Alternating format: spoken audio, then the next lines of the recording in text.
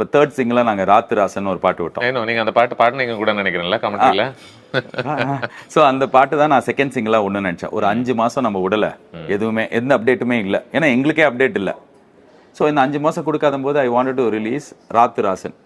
So எல்லா மொத்த டீமும் ஆனால் அகேன்ஸ்ட் அதுக்கு. இல்லை அண்ணா என்ன சொல்றீங்க, அதான் ரிலீஸ் டேட். அப்போ ரிலீஸ் டேட் சொல்லிட்டோம், ஒரு 4 நாள் முன்னாடி May 14th அப்படி ரிலீஸ் டேட் சொல்லிட்டோம்.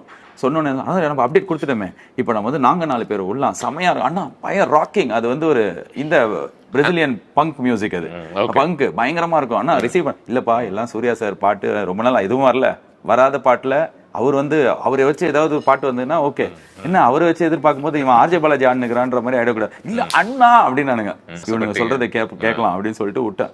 அடின்னு அடி பொக்கு பொக்கு பொக்குன்னு அடிக்கிறேன். அதாவது இப்போ அஜித் ரசிகர்கள் விஜய் ரசிகர்கள் திட்டுவாங்க, விஜய் ரசிகர்கள் அஜித் ரசிகர்கள் திட்டுவாங்க, சூர்யா சார் ரசிகர்கள் மட்டும் எங்களே தான் திட்டுவாங்க.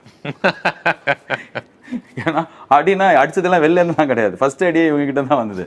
ரொம்ப மன அளவில் சாயா பேக்கர் ரொம்ப பாதிக்கப்பட்டாரு, நான் பாதிக்கப்பட்டேன். நான் வந்து உங்ககிட்ட பயங்கரமா பசிக்குதுங்க சார், பசிக்குது சார், பசிக்குது சார்னும் போது இந்தாங்க நல்ல சுடு தண்ணி ஒரு 1 கிளாஸ் குடிங்க அப்படின்னா தூக்கி மூஞ்சில ஊற்றி தானே போக முடியும்.